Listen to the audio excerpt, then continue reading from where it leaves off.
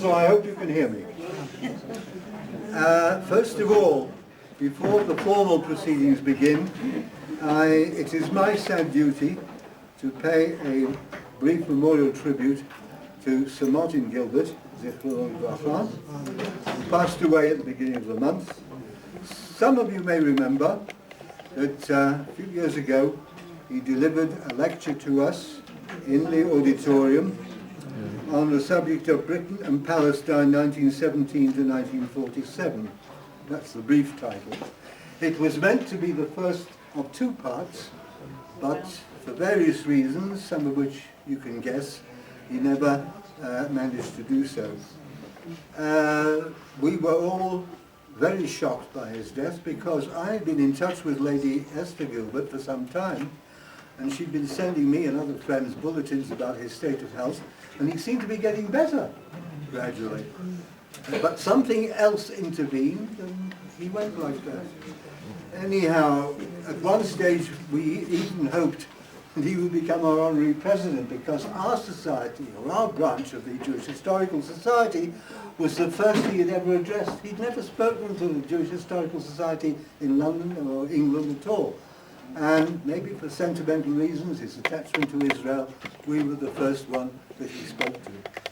So altogether, it's something that we regard very sadly, and an appropriate letter of condolence was sent to Lady Esther. And we said, in conclusion, we were privileged to spend just a little time with him, time we will always remember and cherish, etc.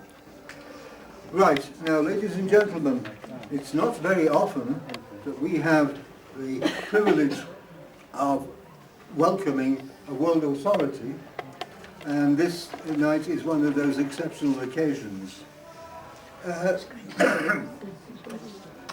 Dr. Robert Wistrich is, as you may have heard, the Neuberger, I think it's Neuberger, not Neuberger, Neuberger Professor of Modern European and Jewish History at Hebrew University, and head of the university's Vidal Sassoon International Center for the Study of Anti-Semitism.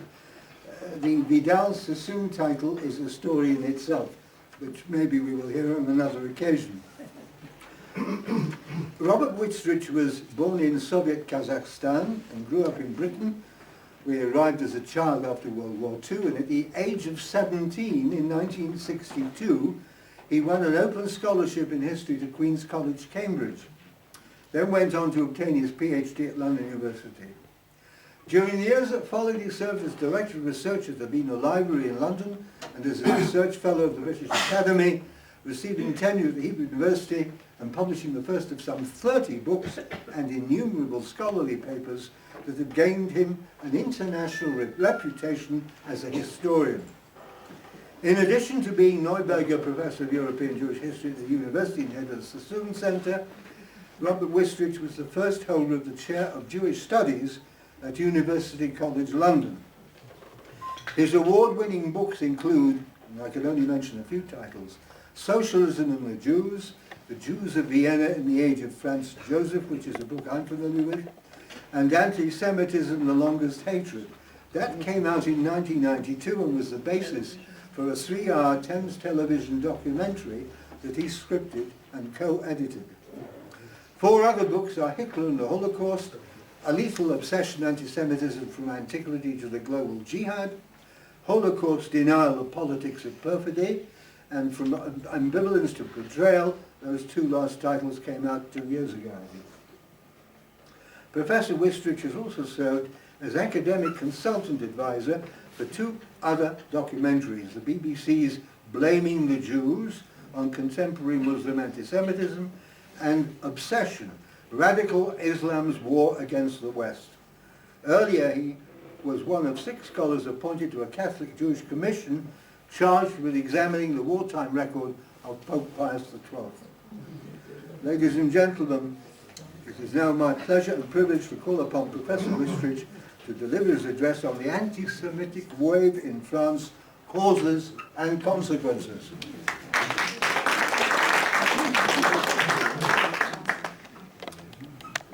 Thank you, Mr. Chairman. It's a great pleasure for me to be able to address you here in Jerusalem for the first time.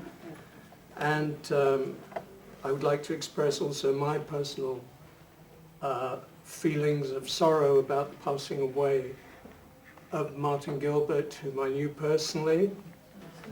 And in fact, both in London and Jerusalem had the opportunity to carry on a number of conversations and to appreciate also the person behind the many works which he authored. Today, I've chosen the topic which is more topical, a hotter subject perhaps than one could have imagined a year or so ago, namely the condition of France and particularly of the Jews who live there, and to look at this in a historical perspective. I should say, just by way of a brief introduction, that I recently returned from Paris. It was my 5th visit in the last 10 months. And so I think I have a sense of the pulse of what is happening there, as well as being able to try and summarize for you, present to you some of the fruits of my own research and analysis. I want to start, we'll have inevitably to go somewhat telegraphically through some key episodes of modern French history. I want to start with the French Revolution, the Great French Revolution, because it is the indispensable opening shot, as it were, in the attempt to understand the history not only of modern France, but of modern French Jews. And I want to take a well-known quotation, often cited, although not always, I think, correctly understood, which is taken from the first debate at the French National Assembly on the 23rd of December 1789, shortly after the Declaration of the Rights of Man and Citizen, which was an epoch-making breakthrough in the history of mankind, first such universal declaration of the rights of man that had ever been made, although it did owe something to American precedent.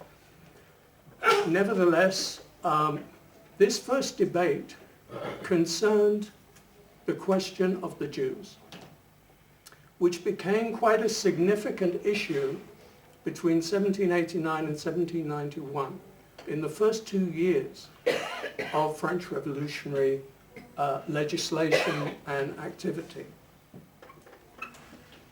And one of the spokesmen, advocates of Jewish emancipation, meaning the civic equality of the Jews, their equality before the law, something that did not exist anywhere in Europe at that time, and indeed only in the American colonies, which had not long previously won their independence.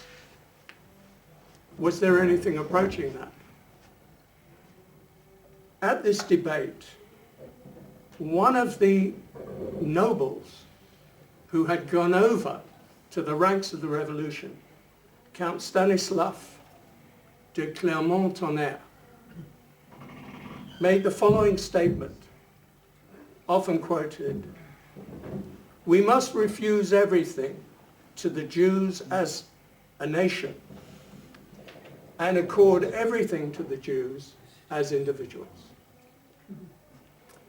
And in that pithy phrase, I think he summed up the essence of the written and unwritten contract between the modern French state and its Jewish citizens ever since that time. In other words, this contract states that French society will be open to the Jews in every sphere of activity as individuals. There were no limits that were set, and through the 19th century, and indeed through the 20th century, right up to the fall of France in 1914, this contract was respected. It was honored. We could argue about a decade or so under Napoleon I, where there was a partial retraction or conditioning of this emancipation. But even Napoleon did not dare to break the fundamental principle. What did Clermont-Tonnerre have in mind? The current mode in historiography is to be rather critical of this arrangement, and certainly in Zionist historiography from its very beginnings, the dominant view has been that this emancipation involved a renunciation of the national characteristics and therefore individuality of the Jews as a people. It basically meant the self-renunciation of Jewish peoplehood in return for the rights of man, civic rights, and freedoms. And this is the deal by and large which came to be accepted by Western Jews wherever they lived, and also by other Jewish communities who aspired to similar rights. The French revolutionaries who made this decision were not by any means lovers of Jews.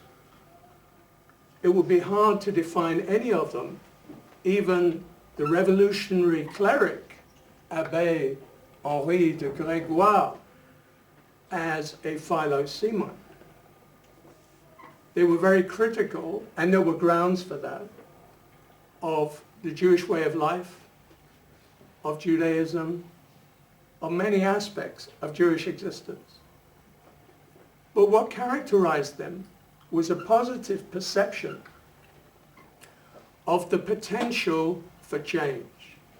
Essentially, what people like Count de Tonnerre, the Abbé Grégoire, or even that Jacobin revolutionary, Maximilien Robespierre, what they all had in common was the belief that whatever the faults may be that are attributed to Jews, this is the work of Christians.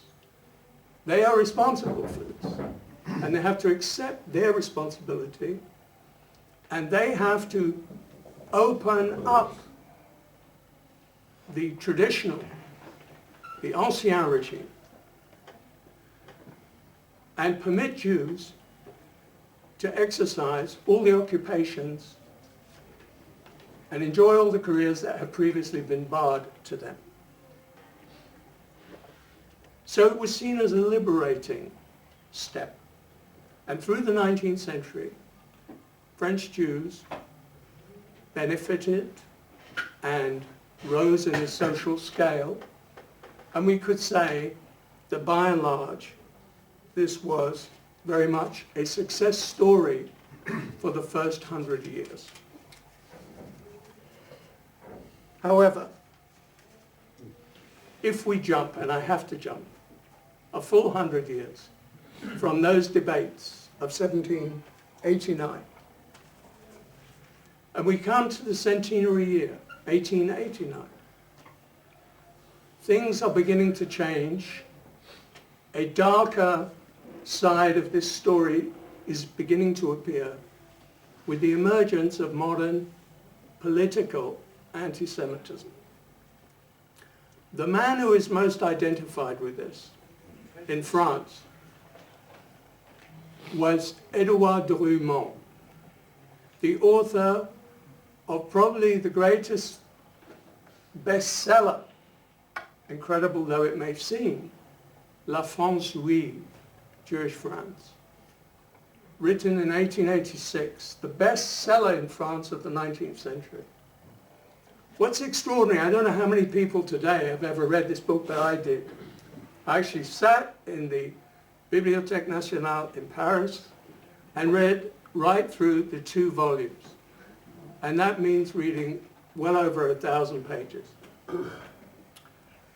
And it's fairly incredible to me that a book like that could have succeeded in selling so many copies. On the other hand, Drummond was a successful journalist with a scurrilous, sensationalist style, although he knew how to write. And he managed to combine 3 strands, which are very important in French anti-Semitism of the late 19th century. One strand is the more traditional Catholic one.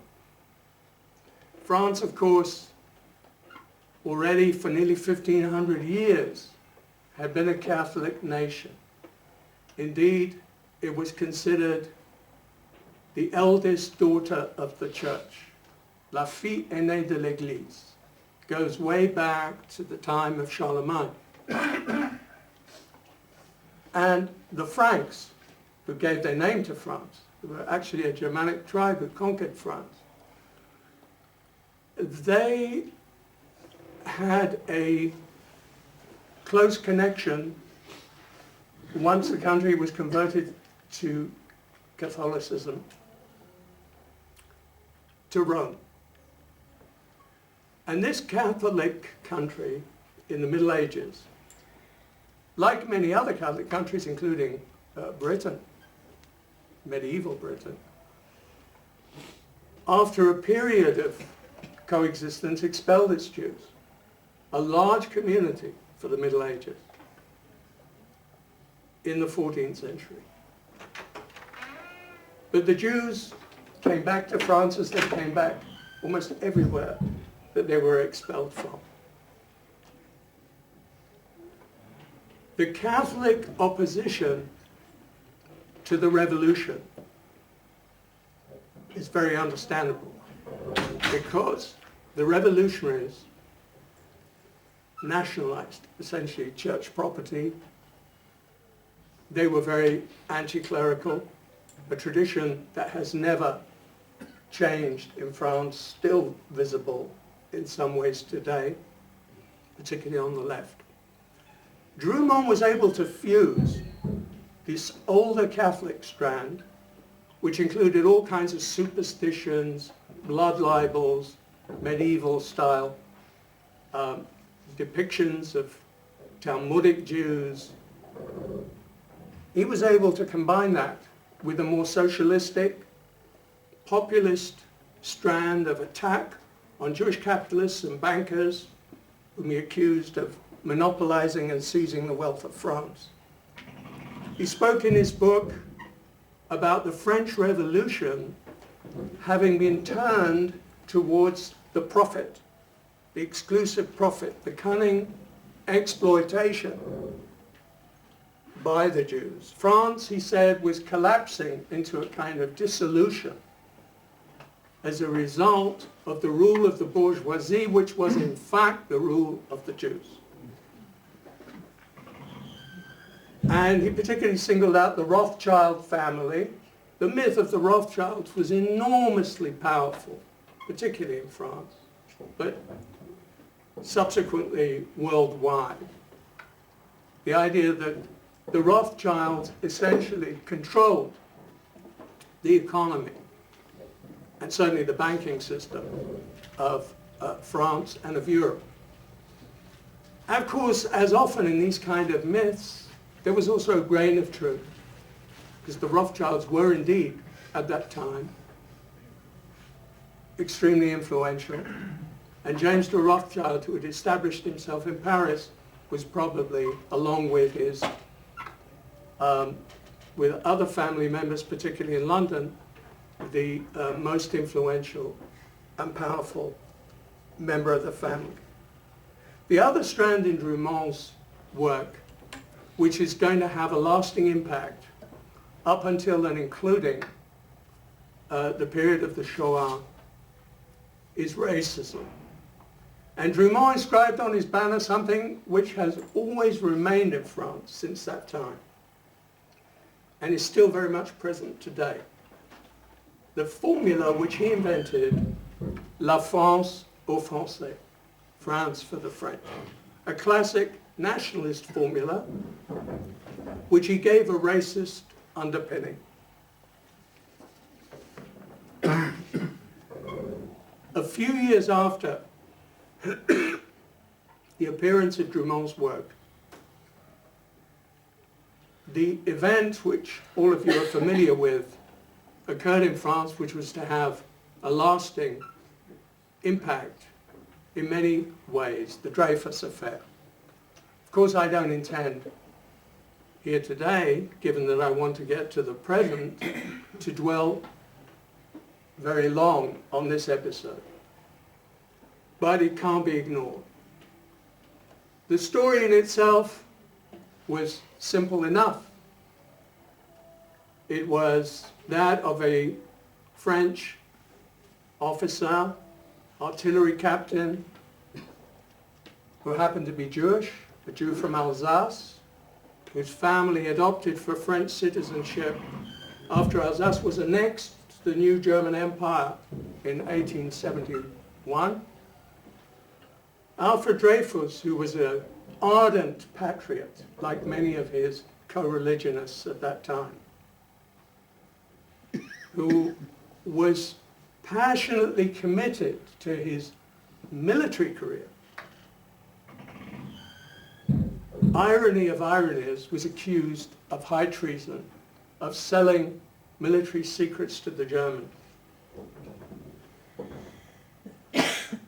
Of course, this was a frame-up. It took time. It took 12 years for him to clear his name. For 5 years, he was subjected to the most abominable solitary confinement and torture and Devil's Island off the coast of South America,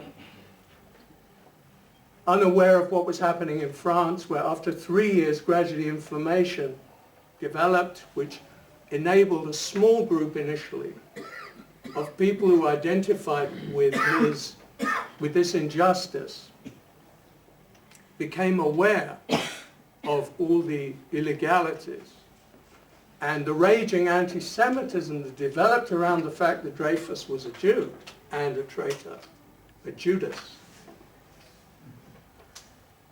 Yet Dreyfus's ardent patriotism never wavered despite the treatment he was subjected to, and despite being twice found guilty by military court-martial. And he believed, astonishing as it may seem, but it reflects, I think, a certain naivety of a French jury of that time, that the generals who in fact had ensured that he would be dealt with in this way, that they were actually looking for ways to try and clear his name.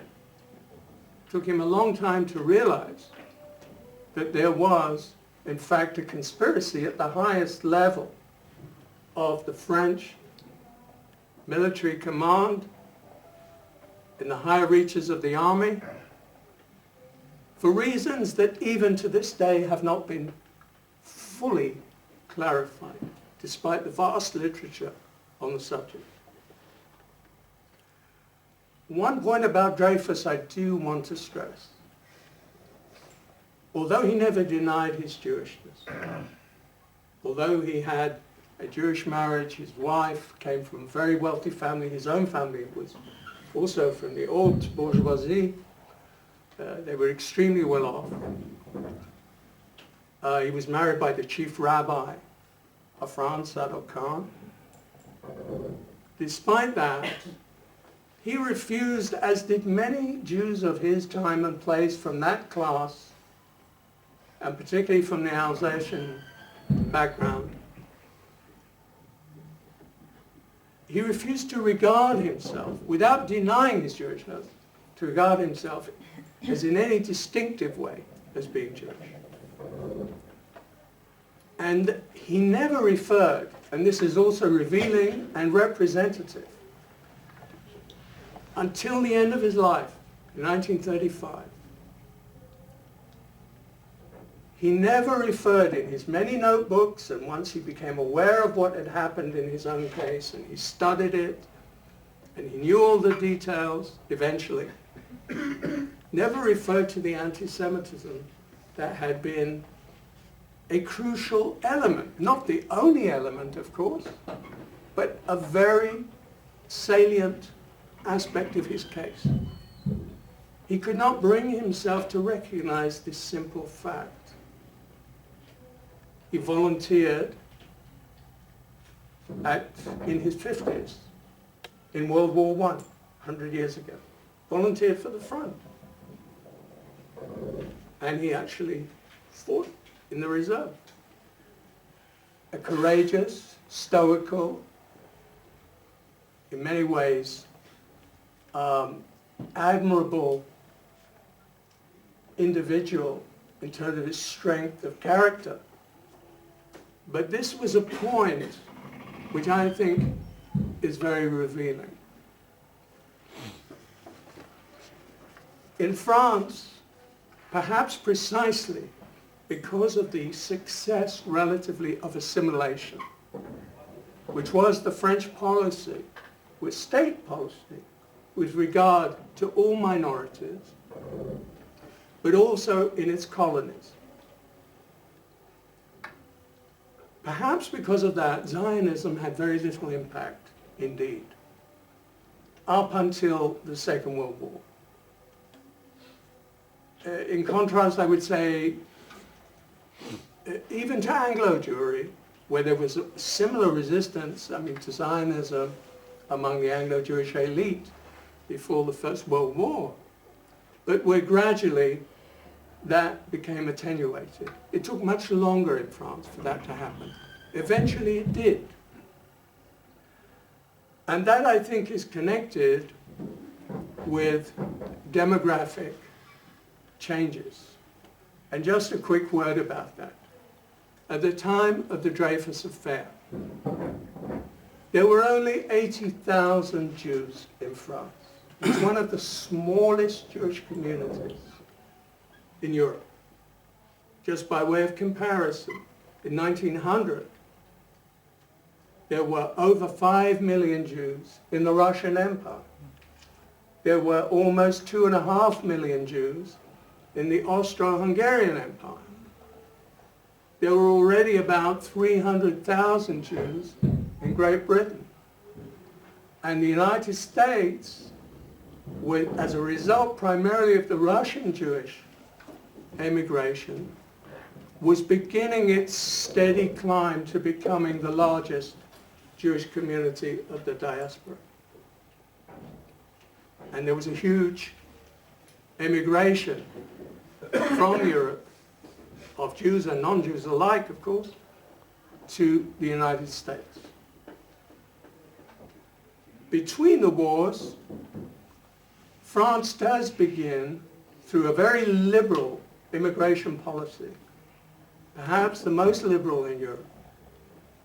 It accepts quite a large number of Jews coming from Eastern Europe, predominantly Ashkenazic Jews, from Poland, from Romania, and so on.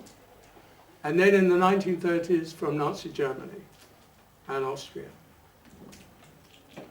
So that by the outbreak of World War II, we have approximately 330,000 Jews in France. So their number is 4 times greater than it was at the beginning of the century.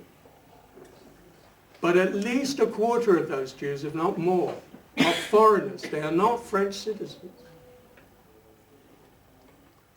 And then begins the darkest period of French history in modern times, known as the Vichy period, because there was this semi-autonomous French state that the Germans left intact in the southern part of the country, called Vichy, Vichy France, because its capital was in the city, the town of Vichy.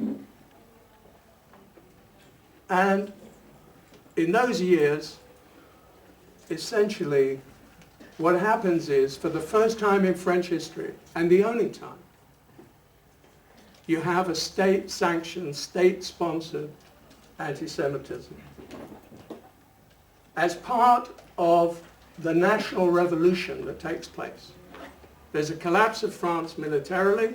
The Germans occupy the northern part of the country, but in the southern part, ruled by Marshal Pétain, who was a hero of the First World War.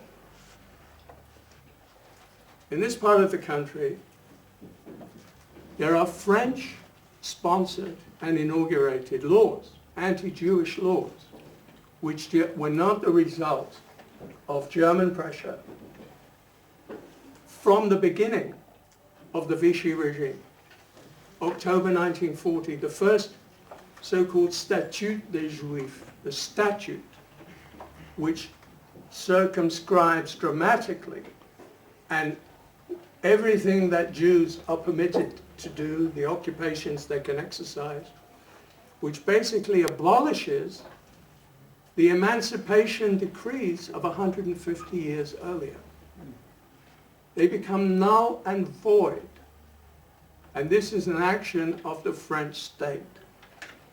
And it begins an indescribably vicious anti-Semitic campaign that is felt everywhere, in posters and the radio, in all the newspapers, in the collaborationist press, because part of the policy of Vichy France is to be the junior partner in Hitler's Europe with full collaboration in order to preserve certain freedoms that it still had. And in the framework of that collaboration, 80,000 French Jews are sent to their deaths, primarily in Auschwitz. First they're rounded up. That's commemorated every year today, the famous roundup that took place in the heart of Paris in July 1942. It's called the Vel d'Hiver. It's a kind of stadium in the center of Paris, where as a result of actions of the French police, not of the Germans, Jews were rounded up in the early morning hours from their apartments and homes, and they were parked in atrocious conditions, men, women, and children, in this velodrome, before they were eventually sent on to a transit camp called Drancy, and from there the trains rolled across Europe to Poland. Having said that, and this is of course a crime that the French feel still, I think, acknowledge certainly today, it took time, but they acknowledge the guilt. It should nevertheless be said, and I say it with all due hesitation, that only, when I use the word only, a quarter of French Jews were in fact victims of the final solution. In other words, 3/4 of French Jewry survived. Survived Vichy France and the German occupation. I don't have time to go into even into a few aspects of that, but I do want to make that point. Because apart from Italy, apart from Italy and Denmark, where the Jewish populations were tiny in comparison with the 330,000 Jews then living in France, apart from those two countries, this was the lowest proportion of Jews who were killed during the Holocaust. 1/4 of French Jews. I mean, it's atrocious enough, but it's important to remember that in comparison, for instance, with a country like Holland, that is often, I think mistakenly, held up as being somehow more friendly to Jews, 80% of Dutch Jews were murdered, as compared with 25% of French Jews. So crime there was, a terrible crime, but there were also some rays of light. There were many French people in the countryside who did help to save Jews, or hid them, or in some small way enabled them to survive. The anti-Semitism of those years and of the 1930s that preceded them was essentially nationalist and racist. It was ultra-nationalist. Intellectually, the most powerful movement of those years was the Action Française, which dates back to the Dreyfus Affair. And it had quite a high intellectual level. And its founder and intellectual leader, Charles Maurras, said something that I think is worth recalling about anti-Semitism, because it was central to his whole nationalist program and to the politics of the French far right then and now. Everything seems impossible or terribly difficult without the providential appearance of anti-Semitism. It, meaning anti-Semitism, enables everything to be arranged, smoothed over, and simplified. If one were not an anti-Semite through patriotism, one would become one through simple expediency. And I think that is an important insight from somebody who himself was, of course, fundamentally anti-Semitic. The target of much of the anti-Semitism in France of the 1930s, the prime target, apart from the Jews who were coming from Germany and Eastern Europe, the foreign Jews, the foreigners, was a man called Léon Blum, after whom here in Israel there's even a village in the Galilee named after it, Kfar Blum. Léon Blum was the first Jewish prime minister of France and also the first socialist prime minister. In 1936, when he was elected, even in a peak year of anti-Semitism, it's interesting that this man, who was in his own way, apart from being a patriotic Frenchman and socialist, was quite a proud Jew. Léon Blum was elected. But of course this exacerbated, it envenomed all the currents, particularly from the right. He became the bête noire of the whole French right. Better Hitler than Blum was one of the slogans of the late 30s in France. And Blum, of course, paid the penalty. He was arrested, he was tried. He conducted himself in an exemplary way in his trial in 1942 in France. It was a show trial, but Blum had legal training. And he summed up an enormously persuasive defense, which was so effective that the Germans, in fact, advised the French to scrap the trial, and they decided they'd send Blum. They sent him to Buchenwald, but they kept him as a privileged prisoner because they hoped to exchange him. They thought he was a very valuable prisoner.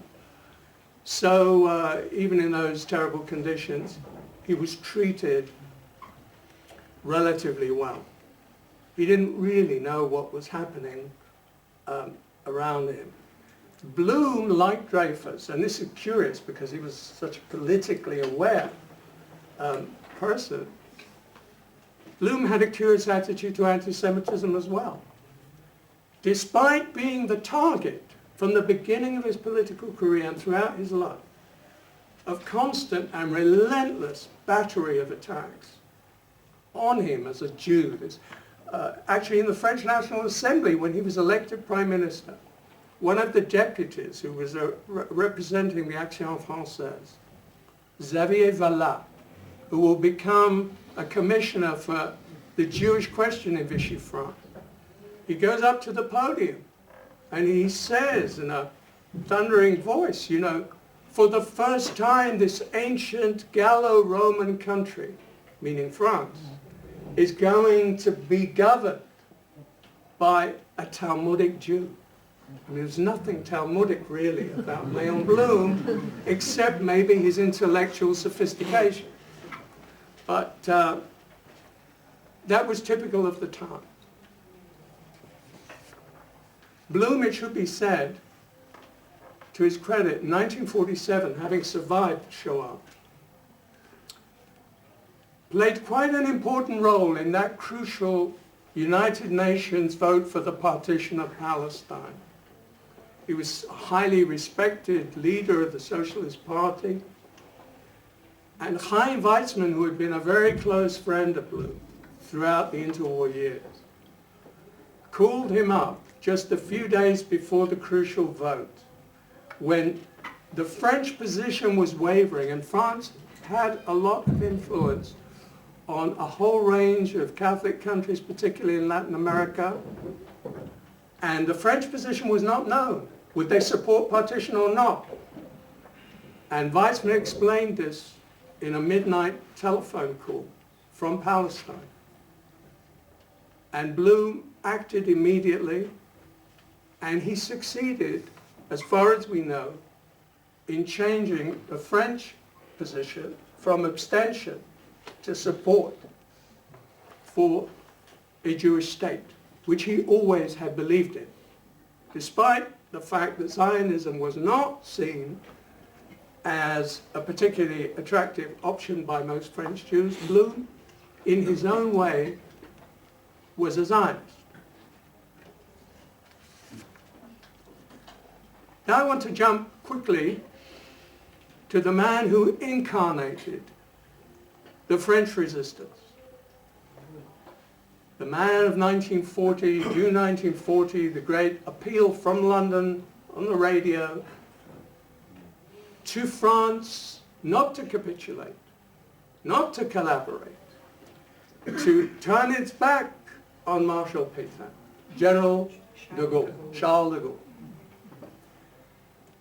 Charles de Gaulle becomes, at the liberation of France, 1944, he becomes the leader for 2 years of the country.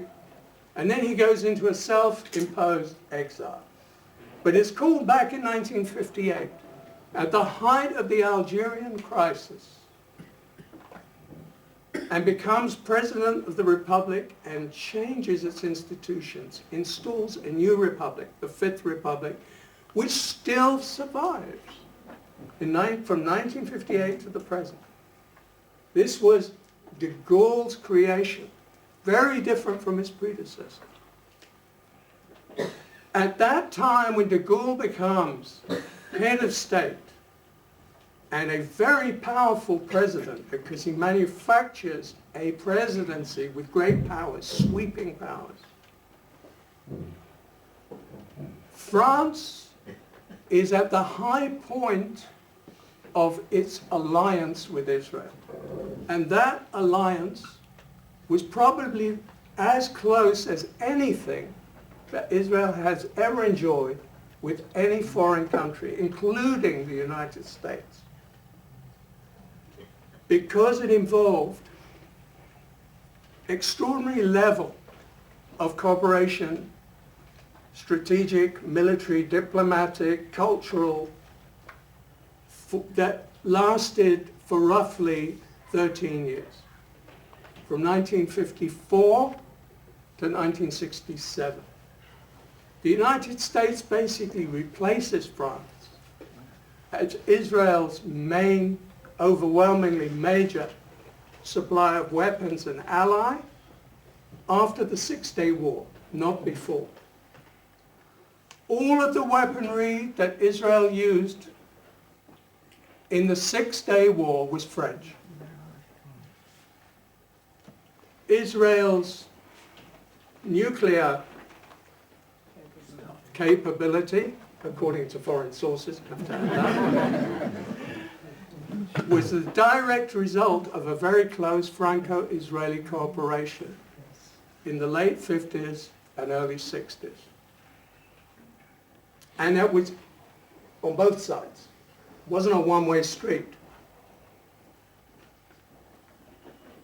And indeed, it was a socialist party that initiated that in France in 1954. When de Gaulle came to power, he honored this initially. So it was an alliance. When Ben Gurion came to Paris, he was greeted by de Gaulle. It was a toast. You know, here was this man incredibly tall, Charles de Gaulle,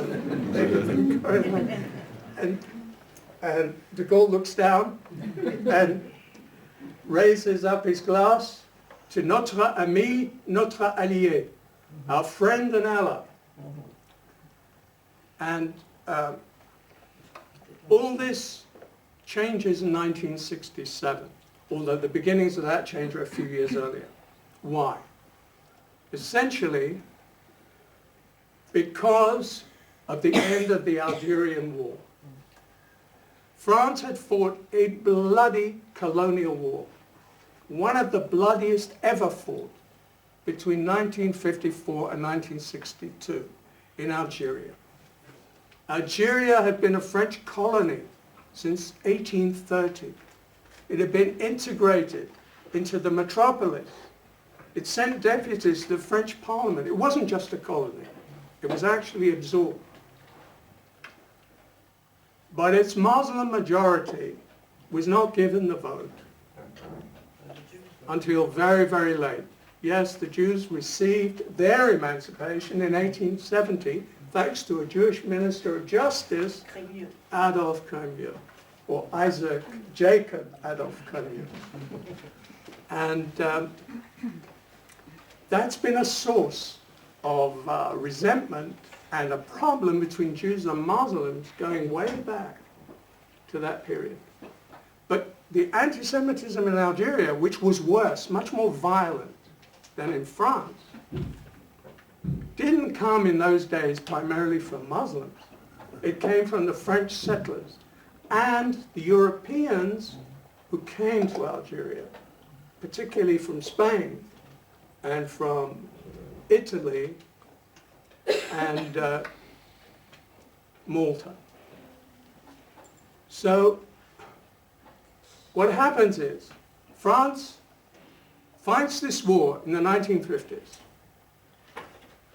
and this turns it against Arab nationalism of every kind, particularly because in Egypt, the ruler of Egypt, Nasser, was supporting the Algerian rebellion.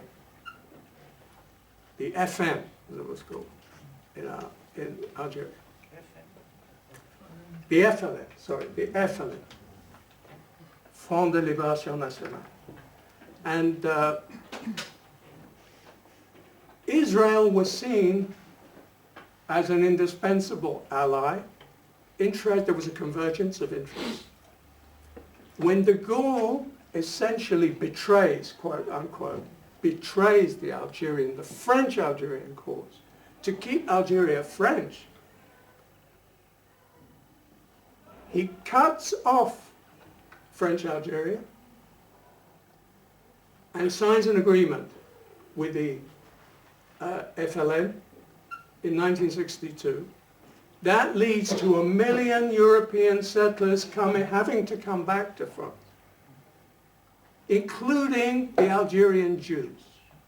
There were about 130,000 Algerian Jews, nearly all of them who were already French citizens for a long time, chose France. Very few came to Israel, unlike the cases of Morocco or Tunisia. They came to France. And once that agreement is signed, de Gaulle changes his policy. In 1967, it's a pro-Arab policy from that point on, I would say for the next 40 years at least.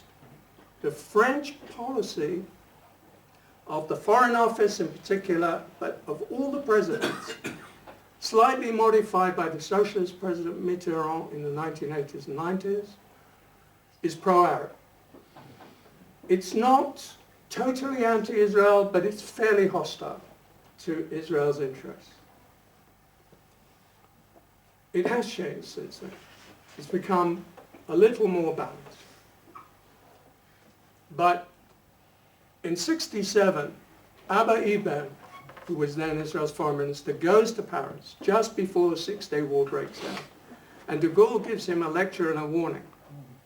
If you fire the first shots, in so many words, he was saying, I will cut you off. And that's what he did. I won't go into the subsequent things, but de Gaulle opens a new page in French anti-Semitism because at a press conference in November 1967, de Gaulle says, he uses this phrase that has ever since been quoted many times. He describes the Jews, not the Israelis, or he's talking about Israel, but he's also talking about the Jewish people. And he describes them as un peuple d'élite sûr de lui-même et dominateur. An elite people sure of itself and dominating. And then he talks, I mean, you could say in advance of his time, he talks about the Israeli repression in the occupied territories were only 5 months into the end of the Six-Day War, the inevitable consequences.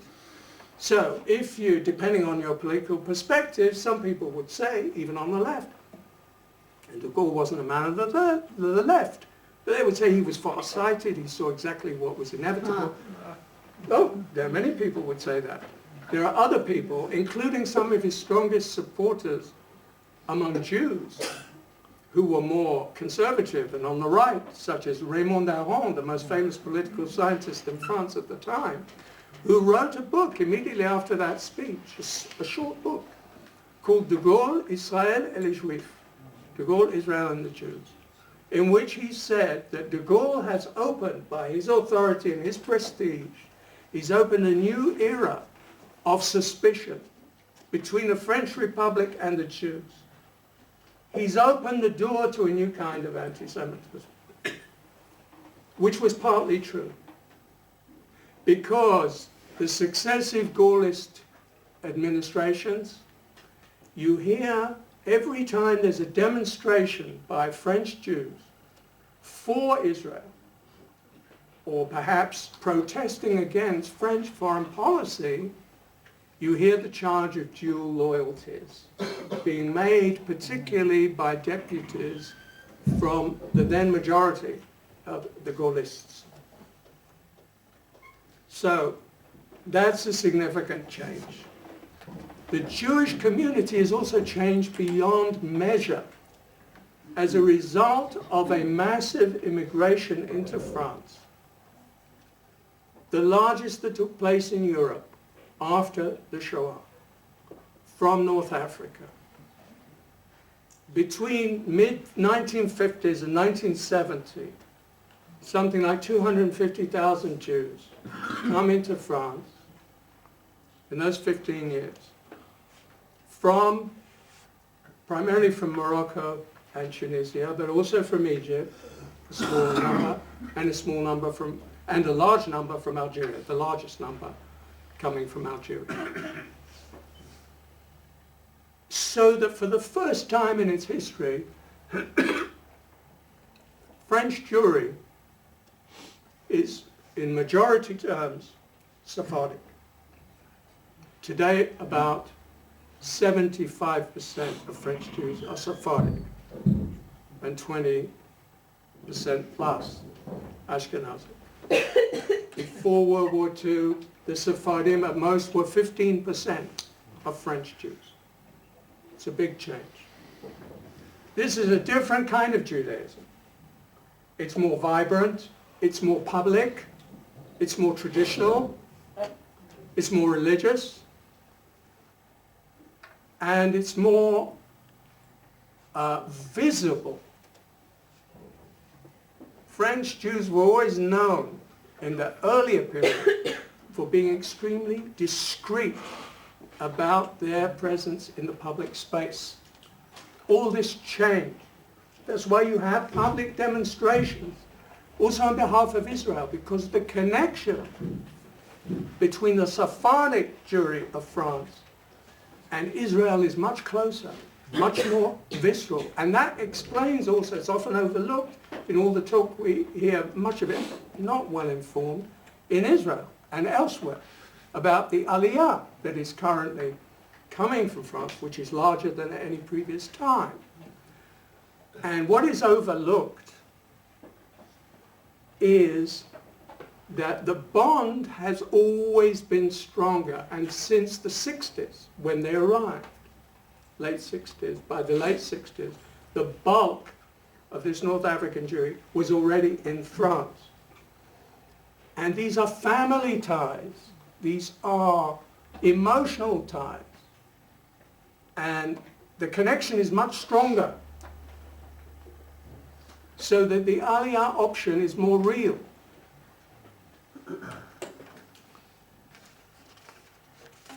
And at the same time we have another tremendous demographic change, probably much more fateful in the long term for France. A Muslim immigration on a scale that Europe had never seen before, let alone France. I mean, the French stopped the last Muslim invasion in the 8th century at Poitiers. That was the Frankish military leader, Charles Martel, who stopped that military advance that came from Spain. And this is quite different. This is an immigration which was consented to.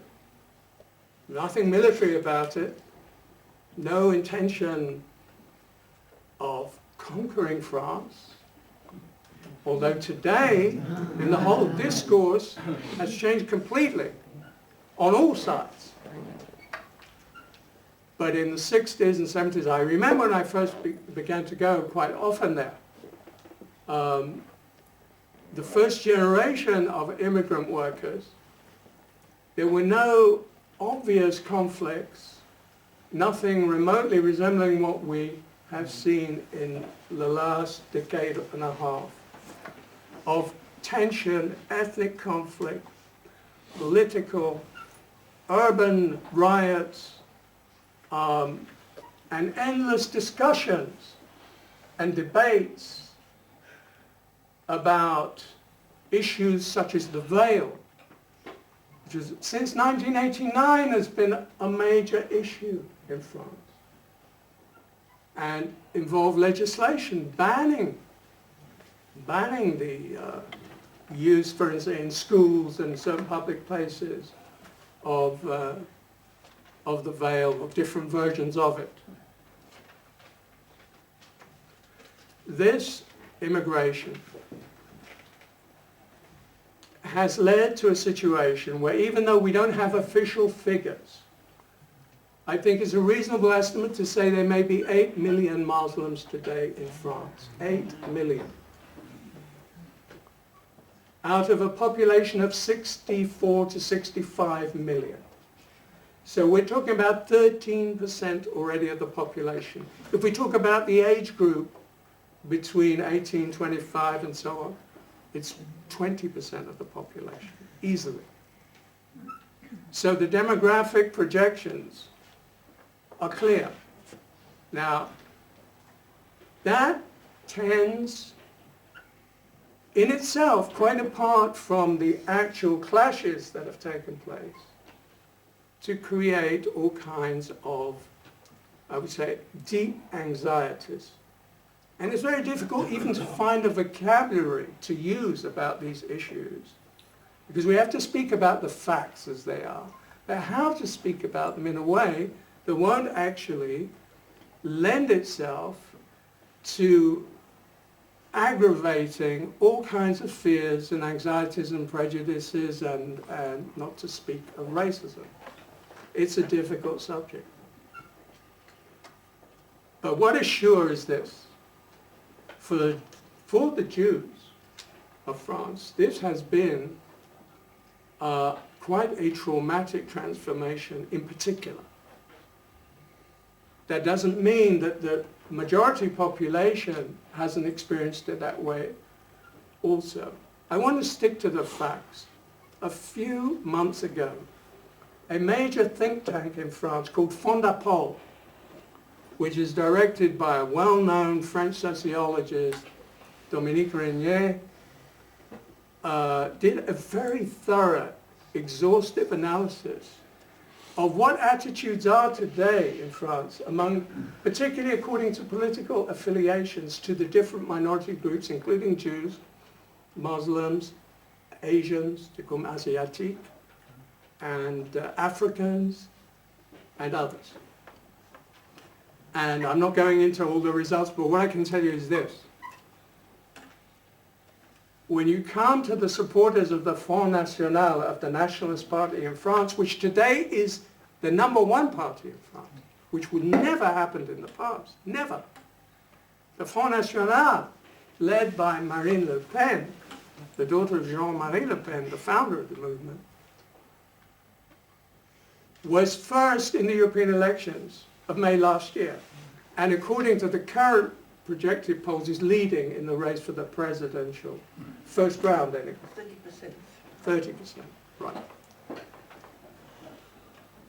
Front National voters, according to this study, which is a very, I think, thorough study and up to date, when they are asked, what do you think about Maghrébin North Africans in general, and then there's another one about Muslims, just to be sure. and it's like 96% of the voters for the movement think they shouldn't be in France. Now, for the Jews, the percentage in this sector is 38%.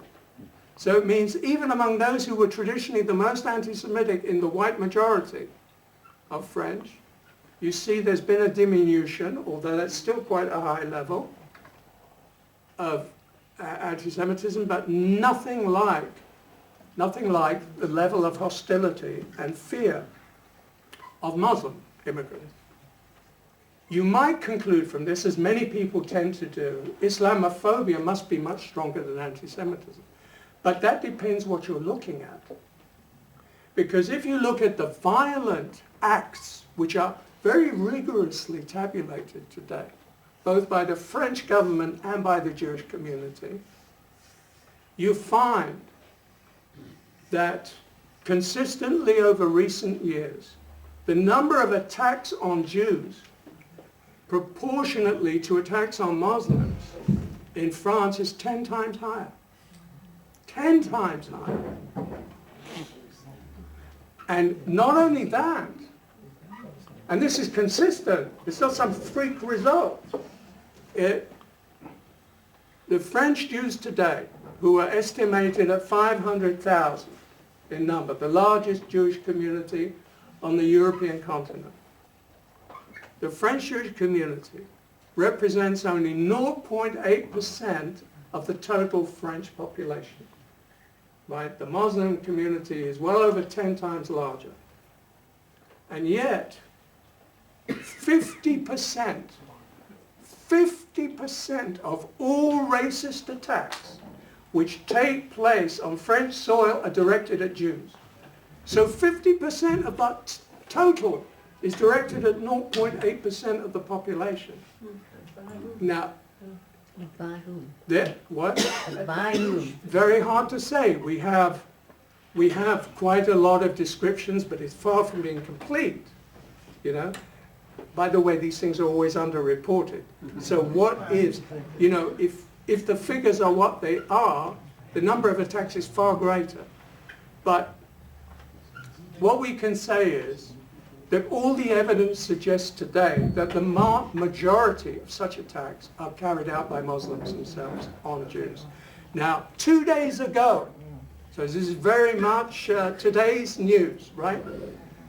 The de facto head of the French Jewish community, there's no such thing, but the closest they have, Roger Kuckelmann, who is the head of CRIF, which is the umbrella organization of French Jews.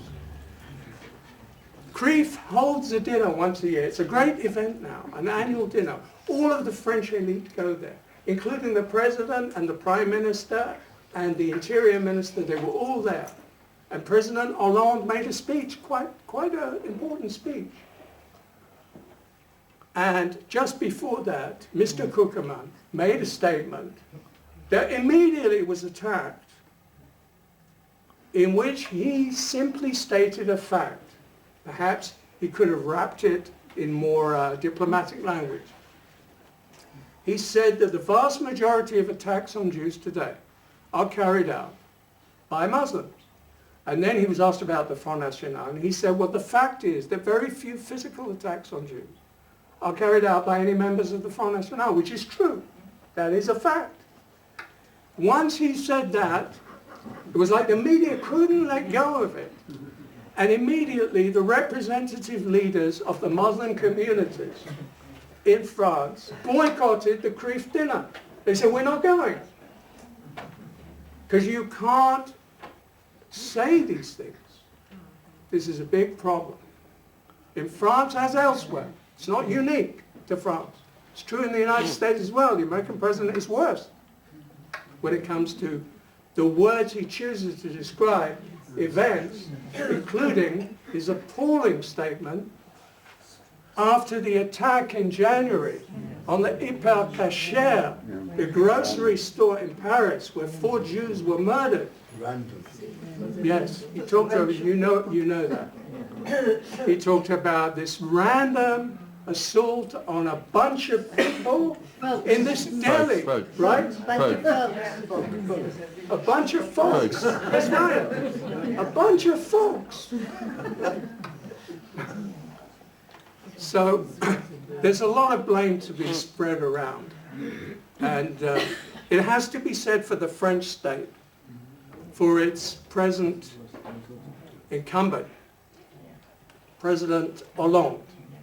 Poor man, he was so low in the polls. Before, I mean, it was a godsend to him that this tragedy, I mean, it's awful to say this, but the assault on Charlie Hebdo, on the satirical magazine in Paris, where 12 people were murdered, 8 of them were cartoonists, there were a few other people, workers and so on. 2 Jews. 2 Jews, but also a couple of Muslims, including a policeman, shot dead by another Muslim, right? And so this assault raised President Hollande's standing enormously, although now it's beginning to subside again, because he showed leadership.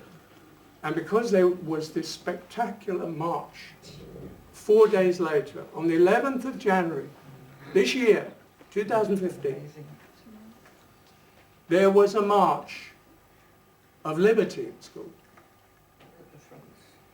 All over France, 4 million people demonstrated. In Paris alone, over 1.5 million people demonstrated. The French, who had been asleep, in my opinion, for over a decade, I mean, in relative terms, have been asleep. Partly because of the way the media treats these events, partly because of all the other problems they have, economic and others, suddenly awoke. The attack on this free-thinking satirical magazine, which I don't think people will pay much attention to until it happened. Their circulation was really down. It looked like they were on the way out. 16,000. Yes. It's going to go up in Israel too. When this event happened, it was like an electric charge. Suddenly, the French people rose to express even though it was a silent march, to express their feelings. Now, nobody can say how long that mood will last. The president talked about l'esprit du 11 janvier, you know, the spirit of that, hoping that this would, you know, carry him. But I don't know. The Prime Minister of France, Manuel Valls, and I think I'll close on this because we want to leave some time for questions. The Prime Minister of France, Manuel Valls, made a speech in the National Assembly just a few days after the killings of the cartoonists and of the 4 Jewish people in the kosher grocery in the Porte de Vincennes. He made a speech which was full of passion, very impressive, got a standing ovation, which is rare in France. They're even worse than here. And he so roused the people with what he said, the deputies, including the opposition deputies, because this is a socialist government, which is very unpopular, that they began to sing the Marseillaise. Unprecedented. Can you imagine the deputies in the House of Commons suddenly, spontaneously, when somebody makes a speech, they get up and they all sing God Save the Queen? Or Rule Britannia. This had not happened since 1944, since the liberation of France, that the deputies of the French Parliament sang the Marseillaise in Parliament. So it was something. Now, in the speech, he spoke a lot about the Jews. And this is the point I want to close on. His wife is Jewish. Oh, I knew somebody would say that. Cherchez la femme is a French saying. Yes, indeed, his wife is Jewish. And, since you bring it up, recently, literally, I think 2 days ago, the former foreign minister of France, a really reprehensible character, I say this publicly, you know, so let him see it. Roland Dumas used to be foreign minister of France in the days of President Mitterrand in the late 1980s and 1990s. So He's now an old guy, you know, I mean, he's in his, I think he's 90-something. But he was asked in a TV interview, how does he explain, well, what does he think of Valls? And he says, you know, Jewish influences, well known, he says, yes. You know, they, and then he mentions his wife, en passant, and he basically laid the ground by innuendo for yet another version of the old anti-Semitic standby of the Jewish conspiracy, Jewish control of politicians, Jewish control of the media, the Jews who are behind everything, including the system. And of course there was quite a lot of indignation. Dumas is also a socialist, not that that really makes much difference, because Valls is often criticized in his own party. He's considered very right-wing as a socialist. And his defense of Jews is way beyond the norm. But nevertheless, it's not that different from Hollande. It's just more passionate. And in this speech, he said something that he repeated and for which he was applauded very strongly. He said, France without the Jews is not France. Now, and he meant it. He really meant it. It's not often that you hear a statement like that at a moment of crisis made so unequivocally by a non-Jewish politician. And it's the other side of France. There's an anti-Semitic France. even though they're always denying it and saying there's no anti-Semitism in France. But of course nobody can really say that anymore. And then they try and say it's an imported anti-Semitism, or they blame everything on the Muslims, which is only, I mean, it's not the whole story. It's not just the Muslims, although that's a very serious problem, of the impact of Islamism and jihadism in France, which has been devastating on a certain sector of the alienated, younger, Muslim population that didn't find its place in French society, and has turned on the Jews as part of its resentment and anger and even hatred of France and of the West. So all of that is happening at the present time. So we have liberté, égalité, fraternité, and we also have the reality of anti-Semitism. Thank you.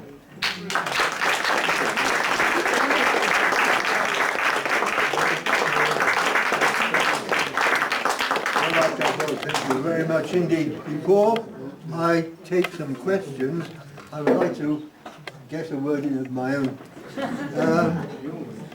It seems to me that one thing that we have overlooked, which displayed French anti-Semitism at its most grotesque, was the Damascus affair, where you had the French diplomatic corps backing a ritual murder case against the Jews in a Muslim country with the aid of the Catholic clergy and conspiracy from very high up. One of the things that always strikes me when I think about the Vichy period is what happened when the film Nuit et Brouillard was made, and the French authorities censored a scene in which among the Nazi helmets you saw a French policeman's kepi, since he was one of the many police who were helping to deport the Jews to Auschwitz. Georges Mandel, whom we haven't mentioned, who was an interior minister and I think also a socialist, was murdered by, unlike Léon Blum who survived, he was murdered by Pétain's police in July 1944 with a letter of apology from the Maréchal in his pocket.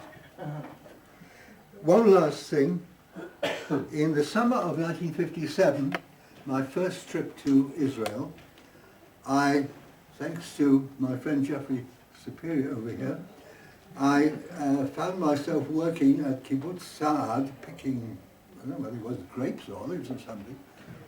And the olives weren't successful. And at that time, this was part of the honeymoon between France and Israel. A large group of French Catholic youth were on the Meshek, and since I was the only French-speaking person around, they got me to act as an interpreter. This group were all wonderful boys and girls.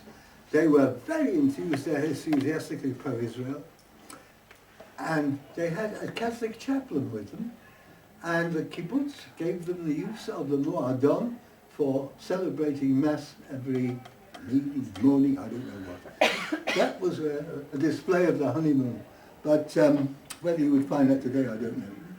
Right, ladies and gentlemen, I'm willing to take questions. If you will please identify yourselves.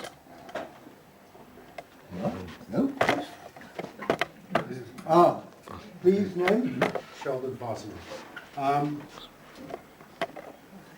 There's something sweeping all of Europe right now, it seems to me. It's not only in France. I found what you said to be so interesting, and then the historical perspective really helped me a lot. But is there something else going on? Because obviously German history is different, and Belgian history is different, and so on. Is there something else happening in all of Europe that can tie all these things together, or tie all the anti-Semitism that we witness in Europe together? Well, first of all, of course it's true that there is an anti-Semitic wave that has been engulfing Europe, and particularly western part of Europe, interestingly enough, because in the past we tended to see Eastern Europe has been more strongly infected by anti-Semitism than the Western half. That's changed, although it hasn't disappeared from Eastern Europe. It's a pattern. Every country that we have statistics for 2014 shows a dramatic rise, maybe at least double the number of anti-Jewish incidents, whether it's violent, whether it's verbal, or whatever type of incident. In Great Britain, the figures were released quite recently for 2014. For the first time ever since they recorded these figures, it topped the 1,000 mark, which was more than double the previous year. So there's never been a year like 2014 in normally placid and relatively calm and peaceful Britain. It was the worst ever year for Anglo-Jews, which is why you got the talk for the first time about, do we have a future in Britain, which you never normally hear from Anglo-Jews. And in Germany, you had some shocking events. Notably, the one that caused or grabbed the most attention was in the summer of 2014 in Wuppertal. During Kristallnacht in 1938, that synagogue, like all the other synagogues in Nazi Germany, had gone up in flames. And this time it was an attempt to repeat it, which caused the Chancellor. You know, I was in Berlin in September 2014. I met Chancellor Merkel, actually shook her hand. She came to a demonstration on behalf, against anti-Semitism, and on behalf of the Jews. She spoke well. No doubt about it that, like the main leaders of Western Europe, at least at the top, there's some awareness and some determination to try and do something, but not much ability to do it, because it's coming from below. That's one of the changes. This anti-Semitism, whether you're looking at France, at Germany, at Great Britain, at Belgium, at Holland, Sweden, and so on, all these countries where there have been serious anti-Jewish incidents, it's coming from below. It's part of it is almost a street anti-Semitism. Some of that is very much connected with our situation. Let's not, put our heads in the sand. We know that. We know that the Gaza war of 2014 immediately provoked, in the months of July, a new peak. And that was a pattern we saw from 2012 and 2009 and 2006 with the war, our war against Hezbollah in Lebanon. So this is a pattern, and we can go back in time, we can see. However, it's not a one-on-one causality that Israel is involved in an armed conflict with this or that group, and automatically the graph of anti-Semitism rises. There is a causal link, but it's not infallible, because there have also been major anti-Semitic attacks that have no direct connection with what happens here. One of the most notable, which was in France and very traumatic, was the Mohammed Merah affair in Toulouse, 2012, where this French-Algerian jihadi, 24 years old, after killing 3 French soldiers, all of them Muslims, by the way, in uniform, he goes into the Jewish school in Toulouse, the Osar HaTorah school, kills 3 young children, aged 3, 6, 8, and the rabbi, who was the father of 2 of the children. And there's no doubt anti-Semitism played a big role there, along with the jihadi worldview of which it is a part. That's one of the things that is so dangerous today, that is new, that didn't exist before. These characters like Mohammed Merah, like Mehdi Nemmouche, who went into the Jewish Museum in Brussels and slaughtered 4 people with his Kalashnikov, right? And he'd come back from Syria.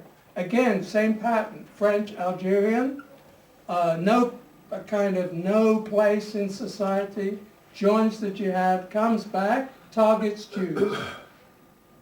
This is something unprecedented. All the other forms of anti-Semitism existed before. The cocktail's there. The writing's on the wall. I've written about this for years now and said this is going to happen. It's just, we're just waiting for it. It's so obvious. Most people didn't want to look at it, even. Of course they don't want to look at things which are not very pleasant to face. I understand that. It's the same psychology that's always existed. That in itself is not new, the Jewish psychology of how you deal with this. Can I just have one quick follow-up? Does the media Play a role. Are they just following, you said basically anti-Semitism is bottom-up now, rather Yes, than top-down. right. Are they catering to what they feel people want, or are they actually leading the parade? Well, that's a good question. And very hard to answer with any certainty. But what I do think is that there is a very unhealthy kind of symbiosis of a kind between this popular mood and the media. The media are creating some of the climate which makes this easier to happen. One of the ways it does that, and this is something I didn't really address so far, so it's a good opportunity to say it now. The demonization of Israel, of the state of Israel, has now been going on and off, but in a steady rhythm for at least 30 years. As far back as I can remember that I followed these things very closely. For example, the first Lebanon War of 1982 was a major escalation of media demonization and hysteria with regard to Israel, presented as a fascistic, even Nazi kind of state because of his actions in Lebanon and towards the Palestinians. Already then, all the slogans, including by mainstream media and in the United States too, about Israel committing genocide against the Palestinians were there. They were being promoted in France by very respectable outlets, but also in Britain. And so, when in Gaza, 2014, the summer, you see the same things. I was at least in 4 different cities worldwide in that summer, seeing these same demonstrations, whether it was Cape Town in South Africa, whether it was in the USA, or in France, or in Britain. I was present at a demonstration where they said things like, "Stop the genocide in Gaza." Now, there was no genocide by any stretch of the imagination, nothing even remotely approaching what could be, described as a genocide. But these kind of statements which incite, I think they're bound to incite people to ultimately take into their own hands and engage in actions against Jews.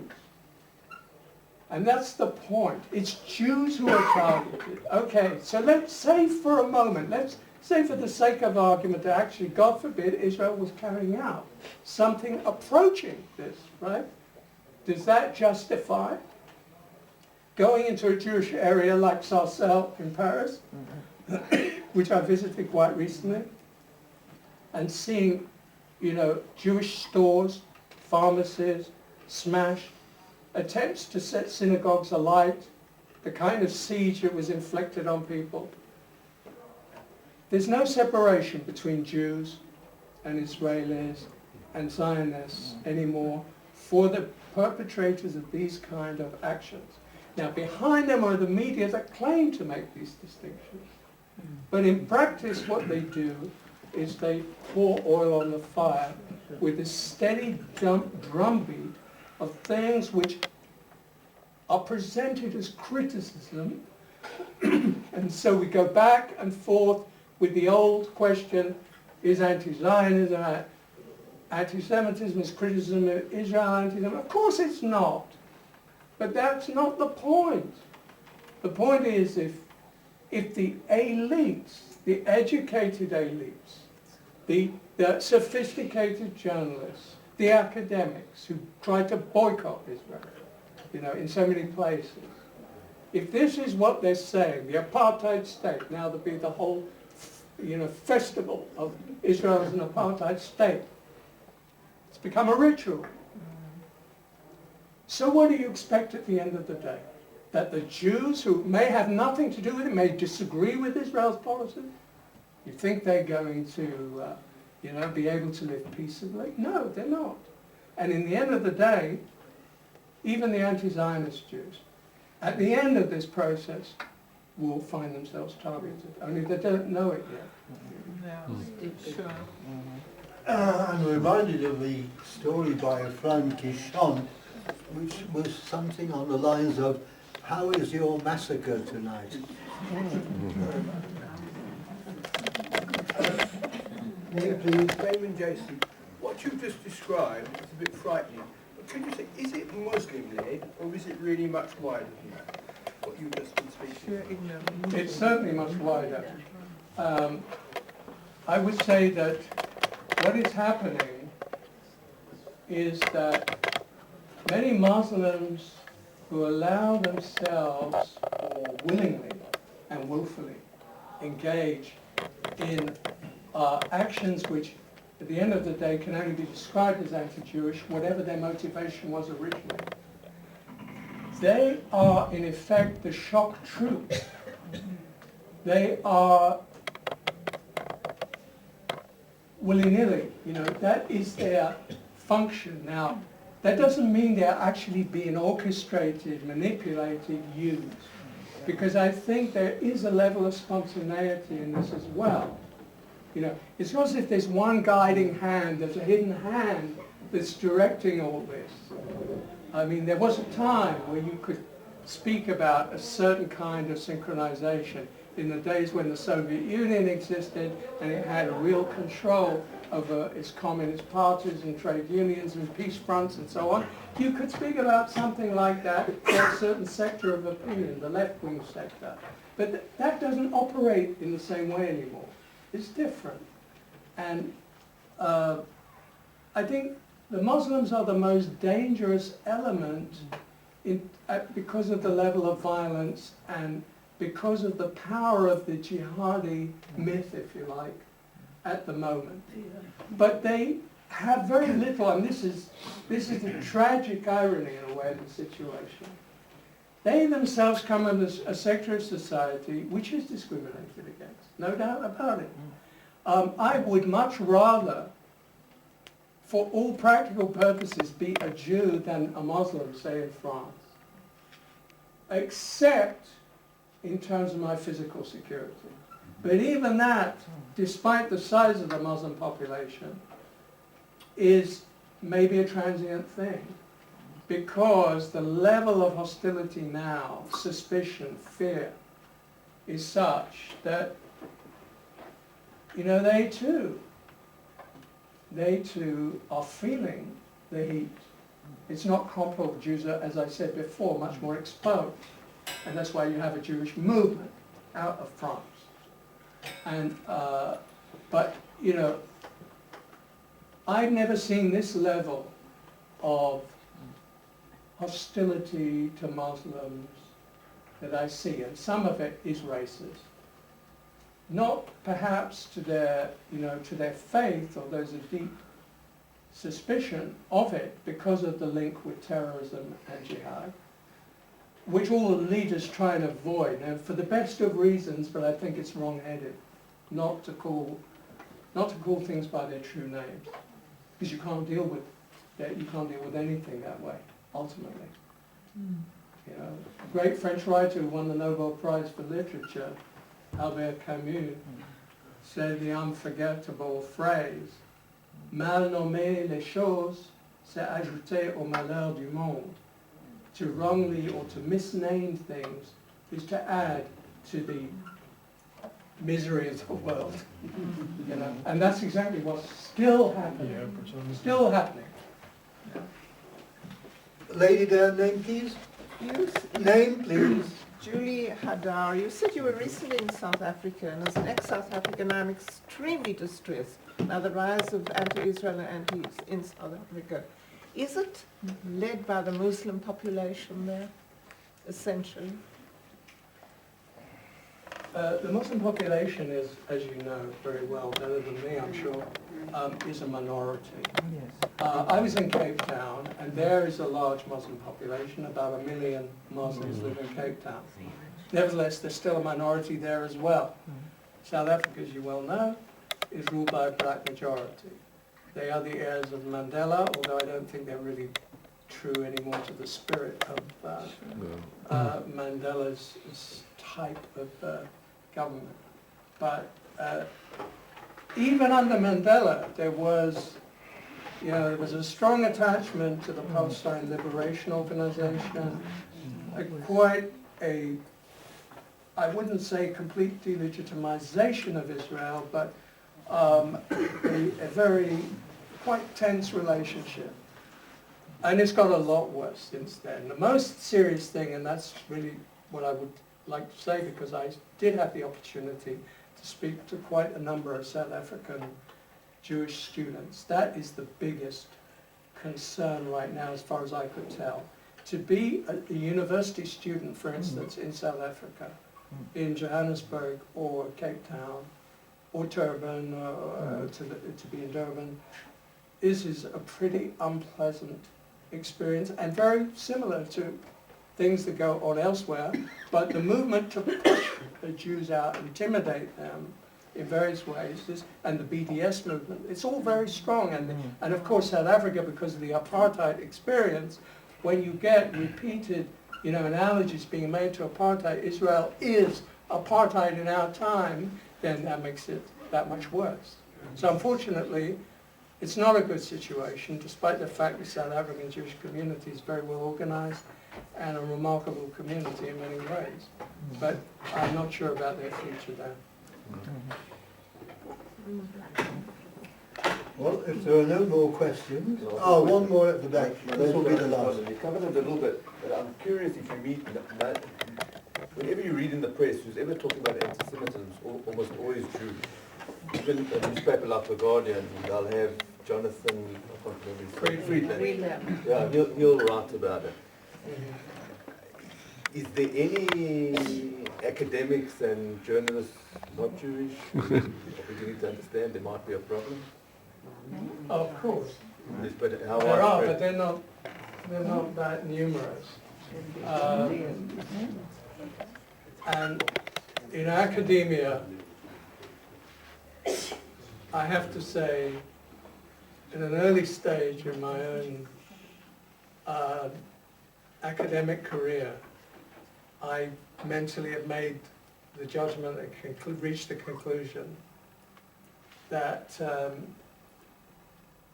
it's really no better than anywhere else, and in some ways worse, in terms of human nature being what it is, and the kind of hubris that you often get from people who believe that they know everything, and particularly striking to me, and I think relevant to the issue we're discussing, is that intellectuals and academics seem to be curiously prone to accepting uncritically the dominant myths of the time, of which I think much of the anti-Israel worldview, and particularly the anti-Zionist worldview, which is a kind of an additional stage, I mean it's more ideological, particularly prone to it.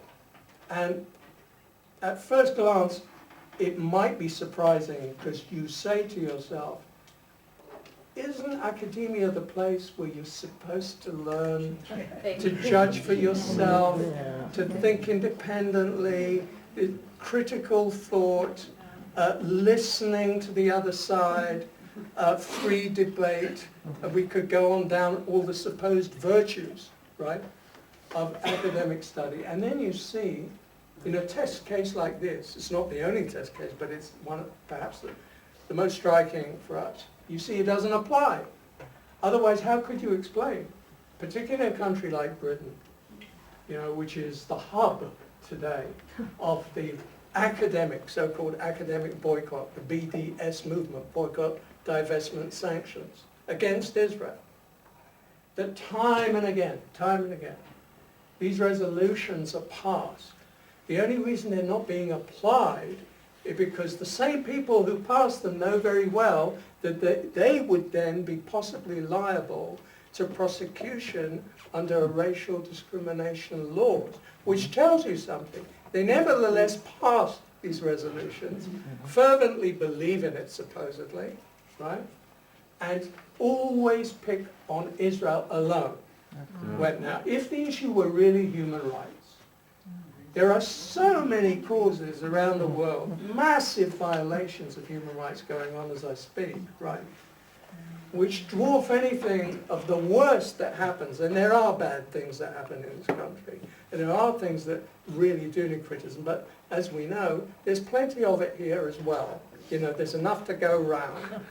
It's not as if Israelis are reluctant and sometimes even go overboard, but they do that. They criticize every day of the year, right? What goes on here. So not a single proposal even to boycott Sudan that committed its genocide of black Africans and even in some cases Christians and Muslims. Nothing regarding when the Iraqi Christians were being decimated by ISIS, even though that briefly sent a few ripples. Nigeria, Boko Haram, and any number of violations, not to speak about the massive persecution of homosexuals, the hanging of homosexuals in countries from Egypt to Iran and so on. But the same people who supposedly defend these rights very strongly in the West will not open their mouths about this, or the rights of women, the mistreatment of women, the massive violation of women's rights that takes place as a norm, right, across much of the Muslim world, and the Arab world in particular. And so on this there is virtual silence. Why?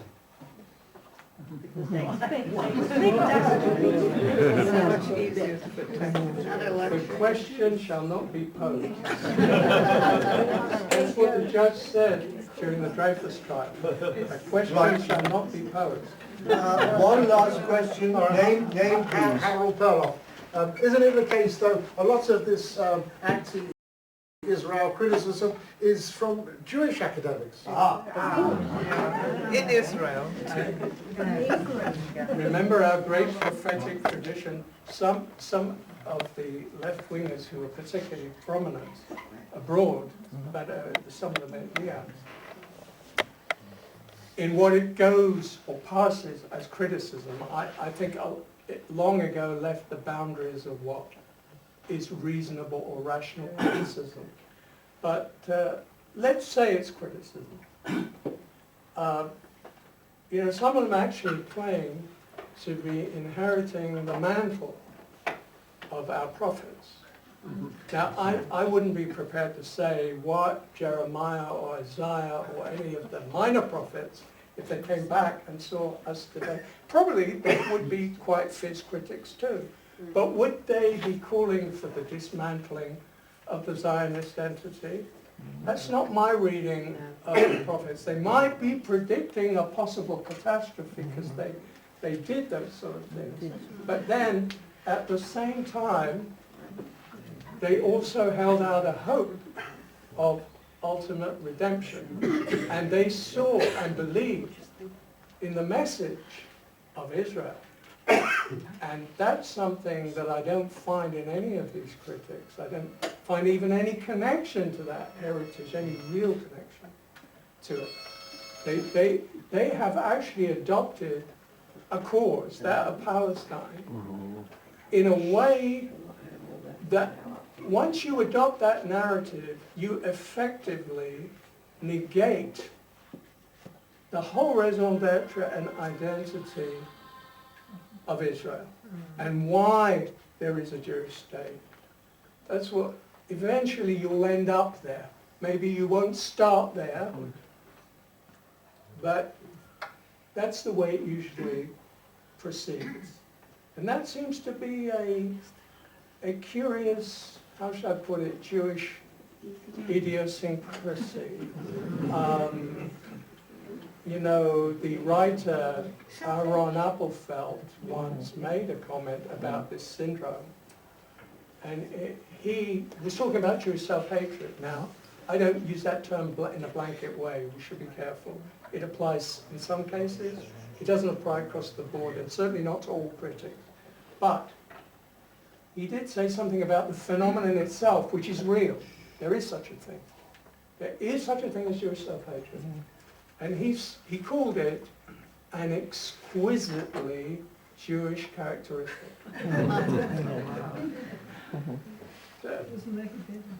It doesn't make it nice, but I think it's quite true.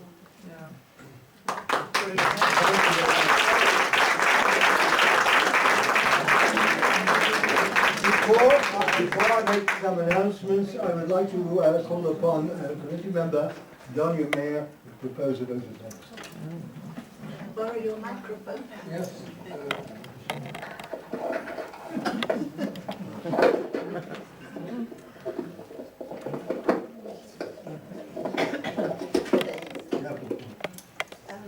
Can you hear anything? Yes. Okay. I would just like to tell you, Robert Wistrich, that many of the French community are now alive and well in Beit Vegan. I have lived for 50 years, more actually. And when I walk through on a Friday evening, I see the children, just as my children played with the skipping ropes and so on, waiting for their fathers to come back from shul. But they're talking French. I would like to thank you for this very, very enlightening talk, spreading the Yuria, how do you say that, from the French Revolution until the present day, with all the vicissitudes that occurred. But it seems to me that we can sum it up by saying le plus ça change, le plus ça ne chose, with some differences. And thank you very much for a very, very enlightening talk.